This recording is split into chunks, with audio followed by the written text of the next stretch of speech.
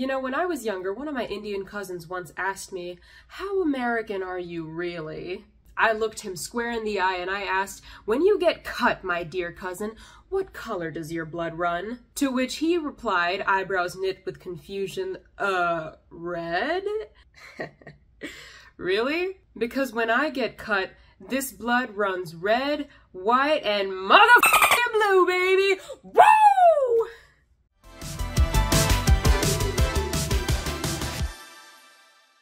Hello everyone, my name is God I Mean Spicy. Welcome to my channel. Today I would like to talk about something that's interesting to me at least, American politics and Indian people. Statistically speaking, the Indian population in America tends to lean Democratic. However, in recent years, we have seen a rise of Indian people in the Republican conservative scene. Under Donald Trump's presidency, we saw a handful of Indian people rise to positions of power under his government. And in the current cycle of the presidential election, we had two candidates from the Republican Party who were running for president, both Nikki Haley and Vivek Ramaswamy, who are both of Indian origin, and they were running for the highest office of power in America. Also not Republican, but shout out to Kamala Harris, who is one 81-year-old man's fragile heartbeat away from becoming president. I just think it's crazy that if any of these people became president of the United States, we would have not one, not two, but three major countries in the world being run by Indian people, for better or worse.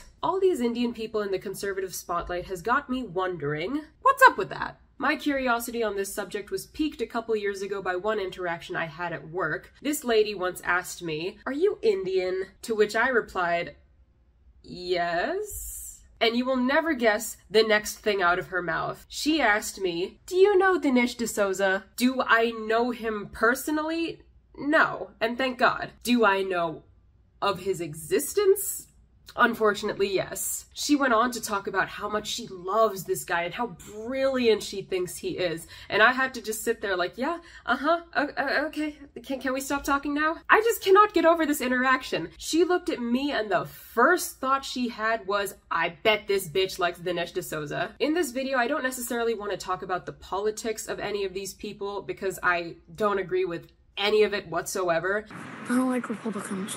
But I more so want to focus on their cultural identity and their relationship to them being Indian. One thing I noticed with Indian conservatives is that they tend to distance themselves from their culture. Perhaps this is in response to the right-wing criticism of the left, whom they accuse of playing identity politics with race. Or perhaps this is their way of watering themselves down to make themselves more palatable to their Republican audience, which is largely white. On that note, let's talk about the man of the hour, Dinesh D'Souza. He is a right-wing conservative political commentator, author, and filmmaker. When I had that conversation with that woman, that was pretty much all I knew about Dinesh D'Souza. So for this video, I thought it would be kind of interesting to watch one of his films. And it was pretty hard to choose which one, what with such enticing titles such as 2016, Obama's America, Hillary's America, and Death of a Nation. Oh my God. Ultimately, I decided to watch The Trump Card because it was free. The Trump Card is a documentary that was made in 2020 about the dangers that socialism poses to America and how Donald Trump is the only man who can save us from that threat.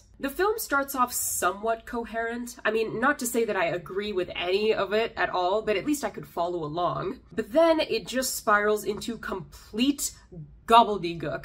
How many fingers am I holding up, Winston? 4. ISIS with lipstick. I performed oral sex on Barack Obama. There are a couple moments in this film that gives us a glimpse into the mind of Dinesh D'Souza. It is worth noting that he was born in Mumbai, came to America as a teenager, and later became a naturalized American citizen as an adult. I'm not saying it makes him any less American or any more Indian than someone like me, but I am saying that this is probably going to influence how he views American politics. In America, there was such a thing as an American dream. India doesn't have a dream. No other country has a dream. As a child of Indian immigrants, I will tell you that this is true. My parents never had dreams. They just had nightmares. 24/7. Until they came to America, of course. That's how you can tell apart the Indians who are still fresh off the boat. Their eyes are still really big because they're looking out for their sleep paralysis demon. India has had a kind of an evolution away from socialism. And some of you remember your parents probably told you when you were younger, listen, Johnny, you better eat your food because there are millions of starving people in India. Now, interestingly, you probably don't say that to your kids. In fact, what you probably say to your kids is something more like this. You better study really hard because there are millions of Indians waiting to take your job. What are you doing? What are you doing? You are taking a line that is a classic dog whistle for racism, and you're repeating it back to an audience whom you know is going to eat it up. Well, an Indian person said it, so how racist can it be? The argument that immigrants are coming here to take your job is just a tired and brainless fear tactic that is just meant to breed xenophobia. What about you, DeSouza? You don't think there's a million Americans out there with cameras who want to make shitty documentaries like you? You would think that DeSouza has enough on his plate already. What, with being convicted of making illegal campaign donations to a senator's run and having to go to prison for it? One might ask oneself, why is he going through all this effort making a documentary praising Donald? Oh, okay.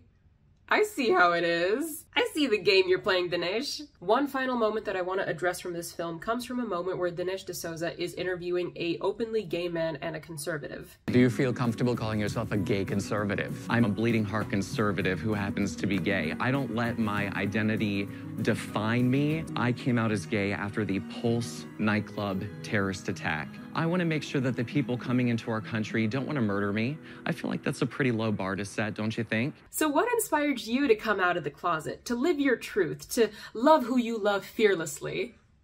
Well, you know, I hate immigrants. When discussing the tragedy that took place at the Pulse nightclub, there's a lot to unpack there. There is unchecked homophobia, gun control, domestic terrorism, and even the men's mental health crisis. Despite so much to talk about and discuss, this guy chose to make that shooting about immigration. He states that he wants to ensure that the people coming into this country are not coming here to kill him. A quick Google search will tell you that the shooter was American, but I'm gonna give you the benefit of the doubt. I'm gonna assume that you're not dumb enough to blame immigrants for something that they didn't even do. Perhaps you're choosing to ignore the shooter's American upbringing, but you're referencing his Muslim-Afghan heritage. Categorizing an entire group of people as deranged psychos all because of the heinous actions of one person. There's a word for that, isn't there? A theme in D'Souza's work is that he is deeply Islamophobic. I would be doing a disservice if I didn't mention the fact that India has a very long and very messy history with Islamophobia, and it's unfortunately still ongoing. Islamophobia is a plague in the Indian community, and yes, that includes Indians living abroad and Indian Americans. Now,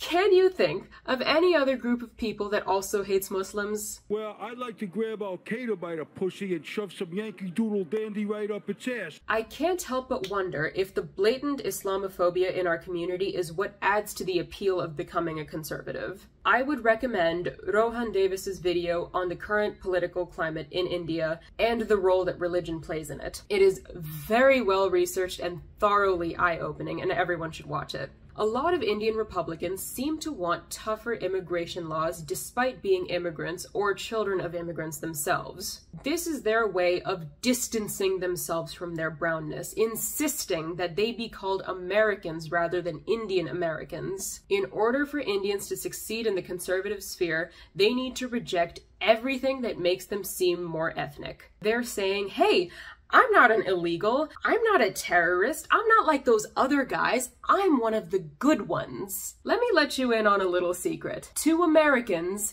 brown is brown. We all might as well be from the same place and believe the exact same things. Do not underestimate how stupid some people can be. Someone once asked me, what is the difference between being Indian and being Muslim? Maybe this wouldn't be such a big deal because it's just one person, like who cares? But this one person happened to be my college professor with a doctorate degree. I'm gonna go home and curl up in a small ball on my couch and call some friends to see if anybody will come over and just hold me. All right. Let's talk about Vivek Ramaswamy. Who the heck is this skinny guy with a funny last name, and what the heck is he doing in the middle of this debate stage? I'll tell you, I'm not a politician, Brett. You're right about that. I'm an entrepreneur. My parents came to this country with no money 40 years ago.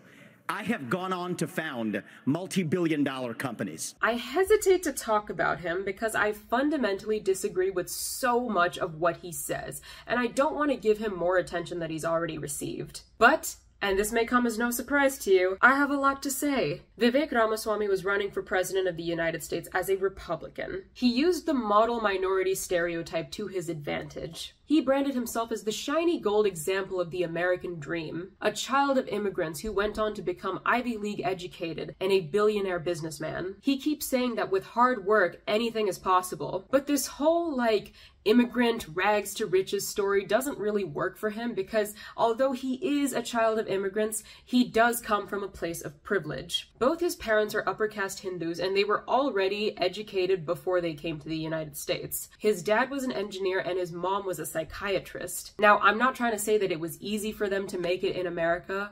I would rather die than be an Indian person in 1980s America. But when you come to a new country, it helps if you're already highly educated and intelligent. And in India, that level of education is just more attainable to you if you are an upper caste Hindu. Now, what's interesting about Vivek is that unlike all the other examples we've seen, he does not seem to shy away from his culture. He talks about being a practicing Hindu. He always talks about his family and their story. He goes by his given ethnic name. And weirdly, that is more than we've seen from any other Indian conservative. It's refreshing to see. But then we get this comment that he made to fellow Republican presidential candidate and fellow Indian Nikki Haley. When discussing your Hindu faith in September, you seemed to take a shot at Ambassador Haley, who is also Indian American and who converted to Christianity as an adult.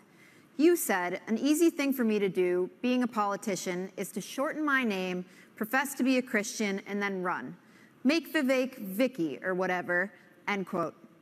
Are you questioning Nikki Haley's Christian convictions? And why has your campaign made a point of referring to Ambassador Haley by her given first name, Nimarata, even though she's gone by Nikki for her whole life? Well, my whole deal is if Nikki Haley, of all people, should know how to pronounce my name correctly, the rest of the news media can learn it.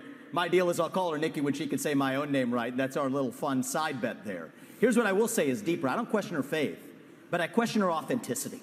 And I think that's deeper here. We were just talking about the trans issue. This is a symptom of a deeper cancer in American life, identity politics. She said that I have a woman problem. Nikki, I don't have a woman problem. You have a corruption problem. And I think that that's what people need to know. Nikki is corrupt. If I can be honest, I'm a little gagged. To translate what Vivek was trying to say, he said, you can't trust Nikki Haley because she's pretending to be something she's not. She is whitewashed. I don't know what to make of this. You have two people of Indian origin on a national stage getting into an argument over who's more cultured. We are living in the most bizarre timeline. It is very common in the Indian community to refer to each other as whitewashed, and that word is usually used as an insult. It's even in the term ABCD, American-born confused Desi. That term itself has a negative connotation. Nikki Haley changing her name and switching religions can be seen as a way of her trying to whitewash herself to make herself more relatable to her Republican audience and appeal to her largely white constituents. But it very much is a personal choice. Vivek is trying to paint her as untrustworthy, but I think it's a little deeper than that. Vivek is aware of how foreign he seems to America. He's aware that this hurts him in the polls. Nikki Haley doesn't suffer from the same handicap because of her ambiguous appearance and her name. It's almost as if Vivek is trying to bring her down to his level, as if bringing up Nikki Haley's past life as an Indian is going to help him in the polls. It's all really weird. If he considers himself actually proud to be an Indian person, then he should not be going after the only other Indian person on the stage. He of all people should know how insulting it is to be called whitewashed. To quote one of my favorite Hindu scriptures, because a couple weeks ago, Vivek invited conservative commentator Ann Coulter onto his podcast, and this happened. You are so bright and articulate, and I guess I can call you articulate since you're not an American Black. Can't say that about them. That's derogatory. And that was a great opening segment. Lots of things to talk about there. Oh, and I agreed with many, many things you said during in fact, probably more than most other candidates when you're running for president. But I still would not have voted for you because you're an Indian. We'll get back to that.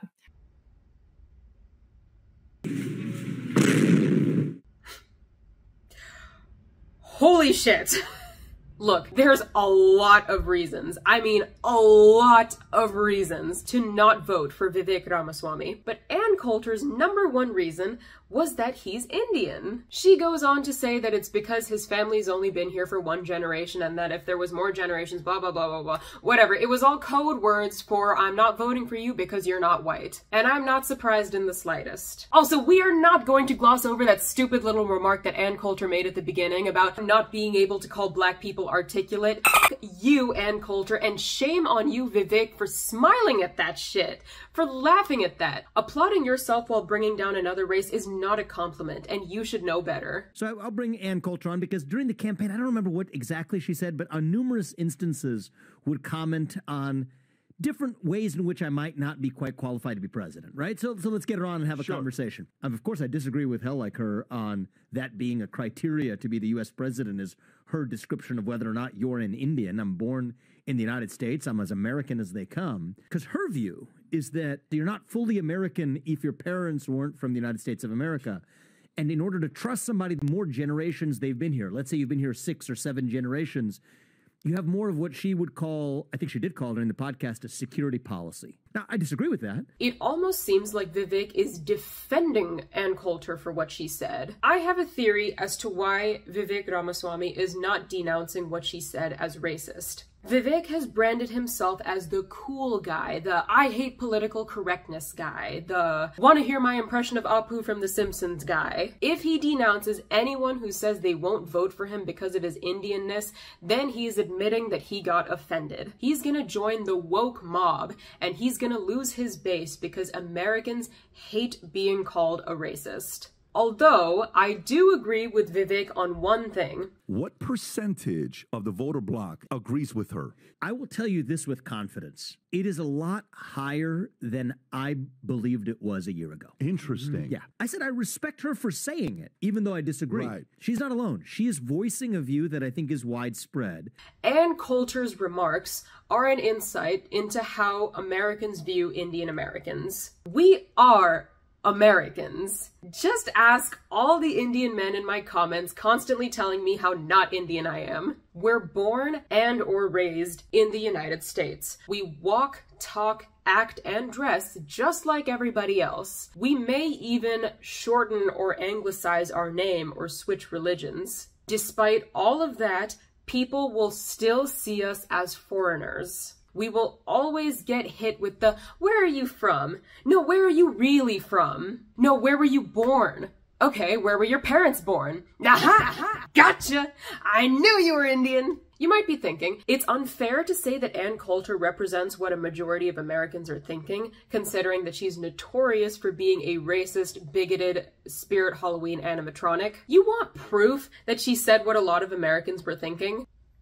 Vivek didn't win. He dropped out after the Iowa caucus after getting 4th place. He lost. Vivek did everything right to appeal to Republican conservatives. He's a billionaire businessman that's actually successful. He's an Ivy League graduate. He bulldozed the stage at all the Republican presidential debates. He ran to any camera that he could find just to prattle all the Republican talking points that get conservatives all hot and bothered. And yet, the very people he was trying to pander to looked at him and said, Vivek, I agree with every word you say, but unfortunately, you're different, and I don't like that. When you were out there campaigning, did anybody face you, confront you, and say, I would totally support you, but you're too brown for me? Did anyone say So that? I had many of those for religion. It wasn't on ethnicity, and this is part of Ann's point, too. It's the point that your parents were immigrants to this country. A much more common one, though, for people to my face was, I would love to vote for you. It's difficult for me to vote for somebody else because I agree with you more, but I can't do that because you are Hindu. After his response to this whole thing, a lot of people are laughing at him like, haha, that's what you get for being a dickhead and trying to cozy up to a racist, which, you know, valid. I agree. But watching that podcast clip, I almost feel bad for him. The fact that he feels the need to try and get people like Ann Coulter to like him, people that will never respect him just because of his identity, the way he gets slapped across the face with racism, but then he takes the higher road and just rolls with it because he wants to be accepted and succeed. I see a little bit of myself in that. I know, stay with me. I have lost count of the number of times I have received racial comments and very misinformed and insensitive questions, and I always respond to them with respect, but deep down, I'm frothing with hatred.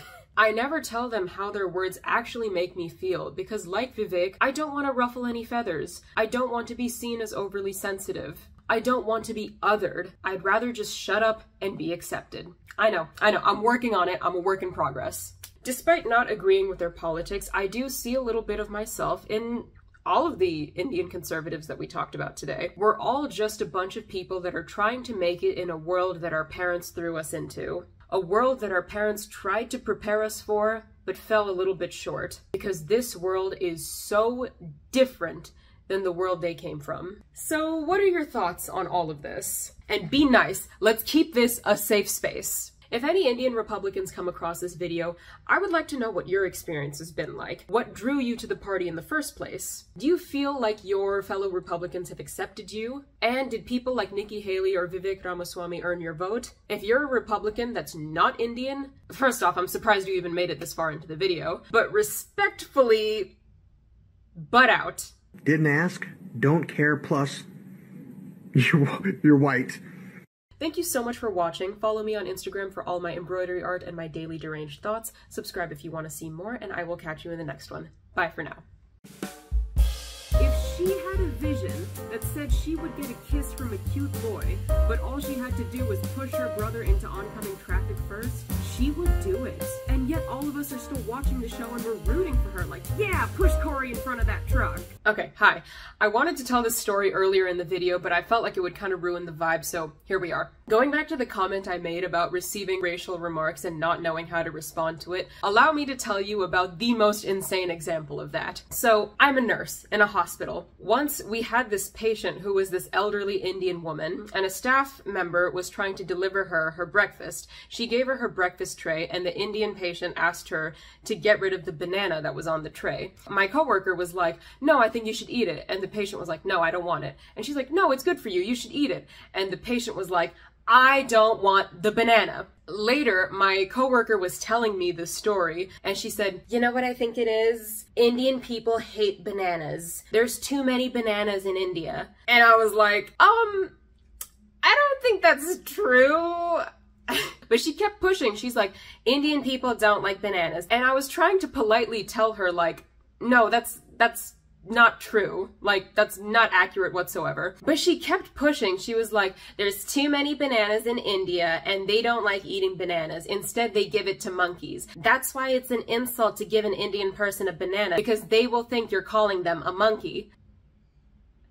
Where are you getting this from? That's not true.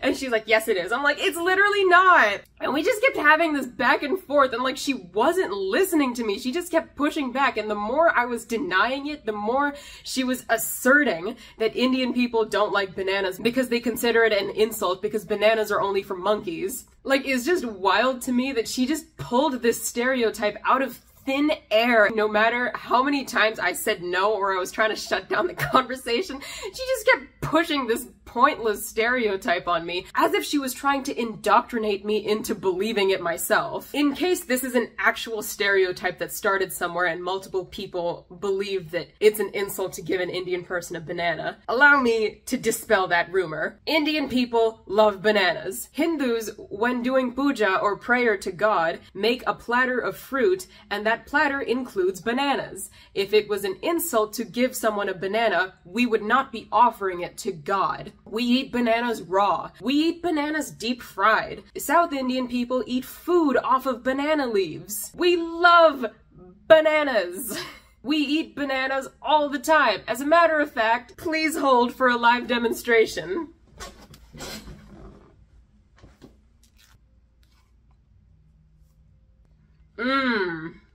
I love bananas. If only that coworker could see me now.